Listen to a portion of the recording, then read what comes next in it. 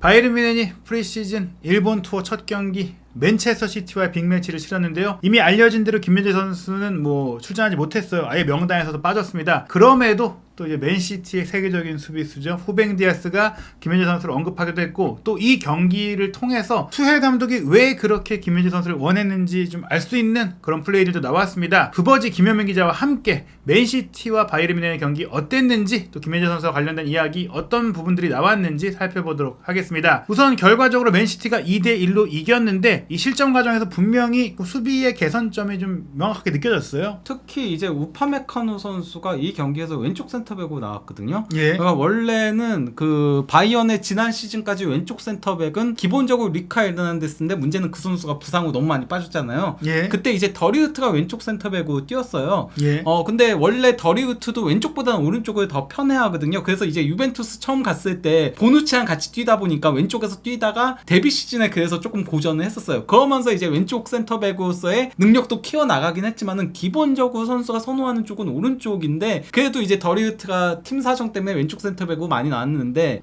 이번 경기에는 더리우트까지 빠지면서 우파메카노가 왼쪽 센터백으로 나왔는데 거기서 좀 문제들이 발생을 한 거죠. 예, 사실 김민재 선수 같은 경우도 원래 오른발잡이고 오른쪽 센터백이지만 팀 사정에 따라서 왼쪽 센터백을 봤는데, 더리우트나 우파메카노와는 다른, 사실 왼쪽 센터백이 주 포지션이 아니냐고 싶을 정도로 나폴리에서 잘했잖아요. 도리어 지난 시즌만 놓고 보면은 왼쪽 센터백으로 나왔을 때 더 잘했죠. 그래서 이제 그 기자들이 물어봤었거든요. 스팔레티 감독한테. 스팔레티 감독이 직접 기자회견에서 한 얘기가 있었어요. 그러니까 김민재가 오른쪽 센터백으로 나왔을 때 약간 실수들이 있었을 그렇죠. 때, 예. 그때 김민재가 왼쪽이 편한데 오른쪽에서 뛰어서 그런 거냐라고 얘기하니까 스팔레티 감독이 뭐라고 얘기했냐면요. 김민재는 처음 나폴리에 왔을 때 본인은 오른발잡이고 오른쪽 센터백으로 계속 뛰었다. 예. 대표팀에서도 계속 오른쪽에서 뛰었는데 왼쪽에서 뛰라고 하니까 조금 어색하다, 이렇게 얘기를 했는데 왼쪽에서 잘했다. 예. 그러니까 도리어 이번 경기에서 오른쪽에서 몇 번의 실수들이 있었다. 근데 김민재는 뭘 시켜도 잘하는 선수다, 그렇게 얘기를 했었거든요. 예. 그러니까 이런 그 김민재 선수의 장점이 좀 뮌헨에도 필요하다는 것, 바이언에도 필요하다는 게 이 경기에 조금 이제 드러났다고 할 수가 있겠는데요. 이거에 대해서는 저희도 얘기를 했었죠. 그 김민재 에이전트 분께서 이제 예. 그 투엘 감독이랑 이제 선수 영입할 때 원래 얘기들을 하잖아요. 그렇죠. 근데 이제 김민재 선수를 기본적으로, 물론 이 방침이 바뀔 가능성은 있지만은, 그렇죠. 그래 이건 뛰다 보면 바뀔 수 있는 거잖아요. 하지만은 일단 영입을 하려고 했을 때 김민재 선수한테 왼쪽 센터백으로 뛰게 하고 싶어 한다라는 얘기를 했다라고 합니다. 네, 일단 결과는 2대1, 한 골 차에 팽팽한 승부였다라고도 보여지지만, 분명히 바이에른 뮌헨이 수비적으로 문제가 있었고, 그 부분에 있어서는 일단은 선발 포진도를 보면 좀 느껴지는 부분이 있어요. 예, 바로 이제 우파메카노가 왼쪽 센터백으로 나온 건데요. 근데 이제 우파메카노가 오른쪽에서 뛸 때보다 왼쪽에서 뛸 때 확실히 불편해 보이는 게 눈에 보이긴 하더라고요. 예. 무엇보다도 원래는 우파메카노는 수비적인 적극성이 너무 심해서 거기서 실수가 발생하는 선수예요. 예. 근데 이 경기에서는 수비적인 적극성이 보이지가 않았어요. 오히려 본인이 실수할까봐, 파울할까봐, PK를 내줄까봐 좀 주저하다가 뚫리는 이러는 예. 장면들이 몇 번 있었잖아요. 그리고 또 하나 저희가 이제 김현재 선수가 왼쪽 센터백으로 뛰어야 하는 이유에 대해서, 알폰소 데이비스가 워낙 공격적으로 오퍼래핑을 하니까 그 뒤를 더리우트가 커버하기 조금 이제 쉽지가 않다. 근데 이 경기 같은 경우도 알폰소 데이비스와 우파메카노의 사이 공간을 계속 공략당하면서 좀 무너졌던 부분들, 결국 이런 것들이 있었고, 오른쪽 센터백으로는 이제 이적설이 있는 파바르가 나왔고, 그 외에는 키미히, 라이머, 사네, 무시알라, 코만, 그나브리, 그래도 이제 주력 선수들, 주전급 선수들이 대부분 선발 출전을 했습니다. 예, 선발에서는 가용 가능한 최정예로 나왔다라고 할 수 있는 거죠. 토마스 밀러라던가 노이어가 이제 부상 후 빠진 거 제외하면요. 예. 그리고 또 이제 얀존모 골키퍼도 이 경기에서 기본적인 미스들이 좀 많았어요. 이전보다도. 물론 이 선수가 원래도 실수가 좀 있는 골키퍼였지만 이번 경기 유난히 그랬거든요.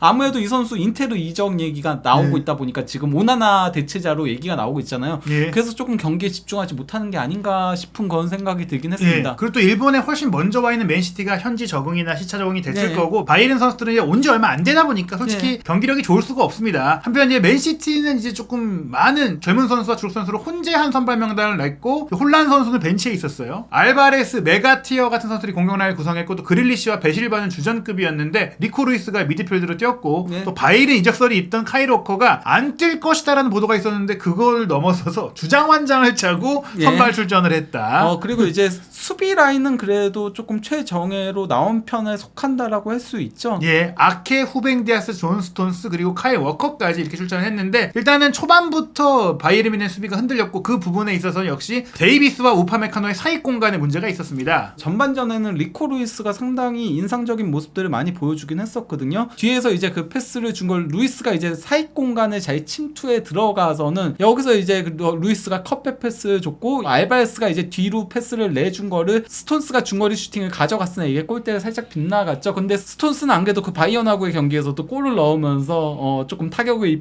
입혔던 선수였는데 네. 그런 장면을 다시 한번 연출할 뻔했습니다. 네, 이 풀백이기도 하지만 이날 경기는 조금 안쪽으로 들어와서 이제 오른쪽 미드필더에 가깝게 됐던 루이스가 계속해서 이 우파메카노를 괴롭히는 장면들이 요 장면 말고도 많이 나왔었는데요. 근데 이제 이후에는 바이언이 공격을 조금 주도했어요. 그러면서 조금 위협적인 장면들이 몇 차례 있었는데 그거를 마무리 짓지를 못했고요. 이런 가운데 이제 바이언이 기세를 올려가다가 여기서 이제 우파메카노의 실수에서 결국 첫 골이 나오게 된 거죠. 예. 이게 그러니까 득점 기회를 살릴 때 확실하게 살려줬어야 되고 여기서 실수하지 않았으면 계속 기세를 이어갈 수 있었거든요. 근데 예. 이건 약간 조금 찬물을 끼얹는 실수였다라고 할 수 있는데요. 네, 카일 워커가 이제 오른쪽에서 오버래핑하면서 잘 끌고 왔고 또 스루 패스도 너무 잘 줬어요. 근데 잘 줄 수 있었던 게 지금도 보시면 우파메카노하고 알폰소 데이비스의 사이 공간이 너무 넓게 벌어져 있었고 그 사이로 또 이제 루이스가 침투를 했을 때 원래는 이 정도의 그 뒷공간이면 사실 수비수가 가서 붙어줄 수 있거든요. 네. 실제로 붙었어요. 근데 우당탕탕하면서 빠뜨렸고 그리고 손을 이렇게 들었죠. 박스 안으로 들어갔을 때는 좀 몸싸움을 하려다가 갑자기 이렇게 뒤로 물러서는 이런 행동으로 그냥 쉽게 내줬고요. 여기서 이제 루이스가 또 좋은 컵백을 내줬습니다. 예, 여기서 이제 그 알바레스가 슈팅을 가져간 거를 존모가 막으려고 했는데 이게 뭐 확실하게 쳐냈어야 되는데 확실하게 쳐내지 못하고 막는데 이제 급급했고 그러면서 이제 바로 앞에 떨어진 거를 골문 앞으로 세도에 들어오던 메가티어가 이제 골을 넣은 거죠. 사실 뭐 빠뜨렸던 우파메카노도 문제지만 또 재차 슈팅이 이루어지는 과정까지도 다른 바이에른 뮌헨 선수들 수비수들이 모두 반응하지 못한 것도 좀 아쉬웠어요. 커버를 빨리 왔어야죠. 그가 뭐 존모 골키퍼의 잘못이라고 생각하진 않아요. 이거는 막기도 힘든 슈팅이었기 때문에 근데 이제 문제는 이렇게 존모가 막아냈을 때 커버가 왔어야 되는데 이 커버가 늦었죠. 전반적으로 바이에른 뮌헨 수비 라인, 포백 라인 전체가 좀 실망스러운 실점이다 보니까 투엘 감독을 바로 잡아줬는데 표정이 굉장히 어두웠어요. 그리고 고개를 절레절레 젓는 장면이 나왔죠. 예. 그리고 또 이제 그 37분경에 또다시 이제 리코 루이스가 문전 우측을 이제 돌파에 들어왔는데 여기서도 다시 한번 우파메카노가 따라잡지 못하는 그런 장면이 있었죠. 결과적으로는 우파메카노가 걷어내긴 했는데 한두 차례 이제 돌파를 허용하고 동료 수비수들이 왔을 때야 결국엔 또 혹시 우당탕탕 하다가 걷어냈거든요. 개인 수비적인 면에 있어서 우파메카노는 거의 최악의 경기를 했다고 할 수 있겠습니다. 이 경기에서 전체적인 기록 자체는 나쁘지 않았어요. 그러니까 패스 성공률도 97%나 나왔고요. 공중볼 경합승률 100%를 기록했고 전반적인 플레이는 나쁘지 않은데 수비적인 적극성이 상당히 떨어졌고 히트맵도 뭔가 듬성듬성인 부분들이 있잖아요. 그러니까 센터백들은 원래 굵게 이렇게 나와줘야 되는데 듬성듬성인 부분들이 있는데다가 클리어링 1회 기록한 거 저게 그 37분 그거죠. 그리고 또 이제 리커버리 딱 한 번밖에 없었어요. 뭔가 부딪혀줘야 되는데 부딪혀주지 않는 좀 소극적인 플레이들을 했어요. 약간 그냥 우파메카노답지 않은 플레이들이 나왔다라고 할 수 있죠. 그러니까 실수하는 건 그럴 수 있는데 원래 이 선수는 동물처럼 부딪히는 선수거든요. 그런 모습을 보지 못했다라는 게 자신감이 떨어진 것 같아요. 제가 봤을 때는 그러니까 맨시티전에 챔피언스리그 탈락이 사실상 우파메카노로부터 나왔다는 얘기들까지 있었잖아요. 약간 트라우마가 있는 거죠, 맨시티에. 물론 부상도 있었지만은 실력적인 부분에서도 파바르한테 밀려나게 됐었거든요. 사실 그런 과정 속에 또 김민재 선수가 합류한 거고 본인도 알 거예요. 김민재 선수가 왔을 때 나의 주전 자리가 위태로울 수 있다. 그래서 이 경기에 부담도 좀 있었을 수 있어요. 뭐 언론 보도에도 다 그렇게 나오고 있으니까요. 본인도 뭐 봤을 겁니다. 그런 가운데 역시 후반전은 뭐 프리시즌 경기이고 또 먼 거리를 왔기 때문에 모든 선수들을 뭐 교체할 수밖에 없는 바이에른 뮌헨이었죠. 뭐 바이어는 이제 전원 다 교체를 했는데 이 교체 투입된 선수들이 그가 어린 선수들도 많았고요. 결국 뭐 고레츠카랑 마네랑 흐라벤베르 정도 제외하고는 1군급 선수들이 조금 없었거든요. 뭐 마네조차도 지금 뭐 허버트 하이너 회장이 공식적으로 인정한 대로 알나스르와 지금 알나스르도 일본에 와 있기 때문에 이적 협상을 하고 있고요. 흐라벤베르도 뭐 방출 얘기들이 나오고 있는 선수니까요. 그러면서 이제 어린 선수들로 쭉 나오다 보니까 후반전은 반면 이제 맨시티도 후반전에 선수를 많이 바꾸긴 했어요. 근데 맨시티는 전반전 전반전과 후반전을 적절하게 섞었어요. 그러니까 주전급과 그리고 또 이제 백업 아니면 유망주급을 적절하게 섞으면서 그것 때문에 전반전은 바이언이 주전급이 더 많았기 때문에 바이언이 경기 내용적인 측면에서 전반전은 주도를 했거든요. 하지만 후반전은 맨시티가 주도를 했습니다. 예, 사실 뭐 경기를 지켜보는 김민재 선수도 현지의 뜨거운 관심, 이게 사실은 뭐 일본에서 투어를 하고 있기 때문에 한국 방송사가 잡은 게 아니에요. 뭐 이제 김민재 선수가 바이에른 뮌헨의 핵심 선수로 왔기 때문에 잡아주는 모습이 있었는데 전반전에 이제 0대1로 끌려가던 장면 때는 그래도 좀 여유 있게 지켜보다가 이제 후반전 막판 되니까 김민재 선수 얼굴이 어두웠어요. 말씀하신 대로 내용도 밀리고 끌려가고 좀 뭔가 답답하니까 네. 좀 이제 본인도 속이 탔던 것 같습니다. 예. 하지만 그럼에도 예. 어린 선수들이 막판에 1을 냈었습니다. 그 81분경에 왼쪽 풀백인 크레치가 이제 오버래핑에 올라와가지고 컵백을 준 거를 바너 선수가 이제 슈팅을 가져갔는데 이를 골키퍼가 선방을 했으나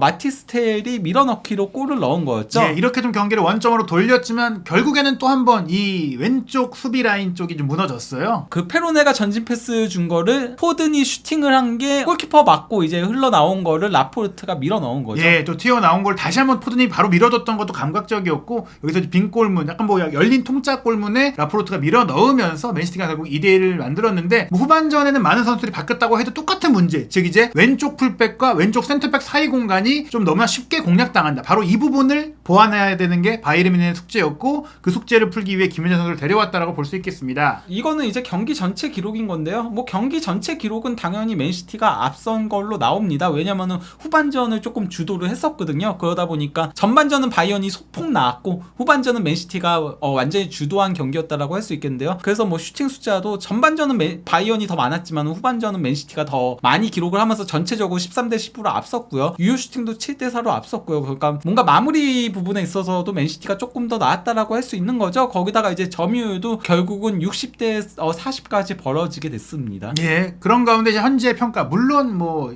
훨씬 바이에른 뮌헨이 일정상으로 불리한 경기였긴 해도 이 우파메카노의 실수는 저희만 지적하는 게 아니라 좀 독일 현지의 유력한 매체들까지도 지적을 하고 있더라고요. 네, 무엇보다도 점잖기로 유명한 키커지에서 이게 그러니까 기사의 이제 소제목 부분인 거거든요. 우파메카노의 실수 후 투엘이 고개를 저었다예요. 부제목이. 예. 근데 전반전 뮌헨의 세 가지 매우 좋은 플레이 중 하나였다는 앞에 얘기들이에요. 예. 앞에 바이언이 공격을 주도했던 부분들에 대해서 그 얘기를 한 다음에 그 외에는 투엘 감독이 선발 출전시킨 베스트 11에게 몇 가지 문제가 있었다. 이에 짜증이 난 투엘 감독은 나쁜 패스와 부주의한 실수에 손짓을 했다. 그는 고개를 저으며 몸을 돌렸다. 특히 우파메카노가 0대1 실점으로 이어지는 실수를 했을 때 고개를 저으며 몸을 돌렸다라고 한 거고요. 이는 지난 시즌 우파메카노로부터 가끔 볼 수 있었던 과실로 이는 바이언에게 안 좋은 결과가 나왔을 때 그에 상응하는 논란거리를 자아냈습니다. 예, 이게 프리시즌 경기라서 컨디션이 안 올라와서 일시적인 실수였던 게 아니라 지난 시즌 후반기부터 이어져 왔던 부분이다 보니까 이게 더 크게 이제 보도가 되는 거예요. 네, 그러면서 이제 바이에른의 기본적인 문제는 평가전에서도 명확해졌다. 바이에른은 해리케인과 같은 진정한 9번 공격수가 시급히 필요하다. 상대 페널티 지역을 돌아다니는 길을 알면서 득점 본능과 자질을 갖춘 그런 공격수가 없다면 바이에른은 어려움을 겪을 것이다. 이거는 이제 그 전반전 실점하기 이전에 3번의 좋았던 플레이 거기서 얘기가 나오는 거예요. 예, 결국엔 지금 바이에른 뮌헨이 지난 시즌 어려움을 겪었던 부분을 해소하기 위해선 확실한 9번과 확실한 센터백이 필요했는데 센터백은 김민재 선수를 데려왔으니까 이제 해결을 기대할 수 있지만 공격수 케인 지금 협상 중이죠. 와야 한다라고 또 한번 강조한 내용인데 그럼 투엘 감독도 경기 후에 사실 뭐 인터뷰 내용이 썩 뭐 기분이 좋을 수는 없었을 것 같아요. 인터뷰에서 그래도 크게 무언가를 지적하거나 하는 부분들은 없긴 했지만은 그래도 은연중에 내비치긴 했거든요. 뭐라고 했냐면요. 우리는 전반전에 몇 번의 좋은 기회가 있었으나 이를 살리지 못했고 그러고 나서 이에 대한 처벌을 받았다. 뭐 그 득점 찬스 살리지 못하니까 그것 때문에 실점을 하게 됐다는 얘기인 거고요. 그러면서 우리는 후반전에 많은 변화를 만들었고 많은 어린 선수들을 투입했다. 그럼에도 우리는 반격으로 동점을 만들 수 있었다. 하지만 불운하게도 우리는 무승부를 거두지 못했다. 우리는 무승부를 실행하기 위해 매우 열심히 노력했지만 이 부분이 중요하다고 생각합니다. 여전히 특정한 부분들을 개선해야 한다.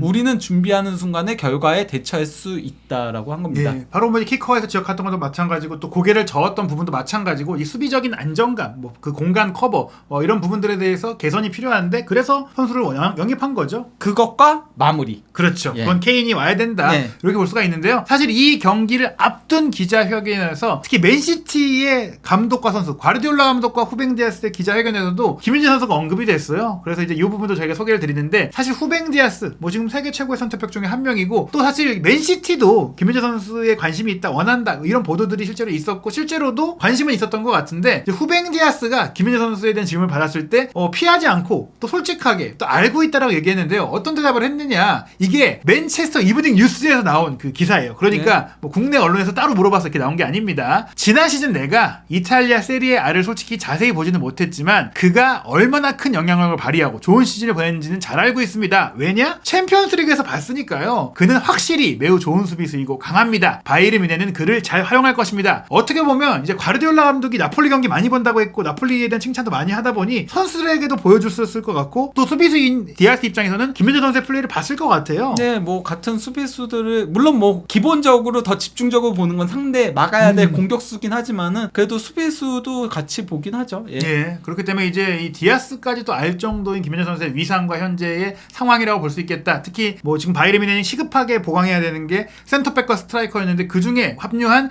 김민재 선수에 대한 이 관심이 유럽 언론에서도 크다라는 것을 알 수 있는 부분인데요. 또 우리 팬들이 궁금해하는 것은 이번 경기 명단에서 빠진 김민재 선수가 언제 첫 출전을 할까인 것 같아요. 저는 뭐 가와사키하고의 경기에서는 그래도 교체 출전은 최소 할 수 있지 않을까 개인적으로는 그렇게 보고 있습니다. 왜냐면은 리버풀전부터 바로 나오기에는 상대도 부담스러운 팀이다 보니까 가와사키전을 통해서 조금 더 실전 감각을 쌓고 그러고 리버풀전에 대비하는 형태가 되지 않을까. 거기다가 그 어쨌건 라이프치히하고의 슈퍼컵 이전까지 물론 뭐 모나코전도 있지만은 조금 더 그래도 강팀하고의 테스트 성격이 강한 거는 리버풀전이 마지막이라고 볼 수 있는 거거든요. 리버풀전 이후에는 곧바로 이제 사실상 공식 대회로 돌입한다라고 볼 수 있으니까 물론 뭐 모나코도 강한 팀이죠. 강한 팀이지만은 바이언과의 그 체급차를 고려했을 때는 진정한 테스트 무대는 이제 리버풀전이라고 보이거든요. 예. 가와사키전은 솔직히 그렇게 테스트 무대라고 보기는 힘들잖아요. 그렇기 때문에 더리우트와 김민재 이 두 선수가 솔직히 주전 센터백 조합으로 생각이 되는데 맨시티전에 나란히 명단에서 빠졌다는 것은 오히려 이제 가와사키전에 이 두 선수를 나란히 몸을 좀 대표주고 네. 리버풀전에는 아예 선발 출전을 시켜보고 네. 이제 모나코전에는 확실하게 이제 플랜 A를 점검해보고 이제 라이프치히전을 준비하는 그림이 아닐까. 그리고 모나코전은 아마도 뛰더라도 짧은 시간 뛰거나 뭐 그렇게 될 거예요. 왜냐면은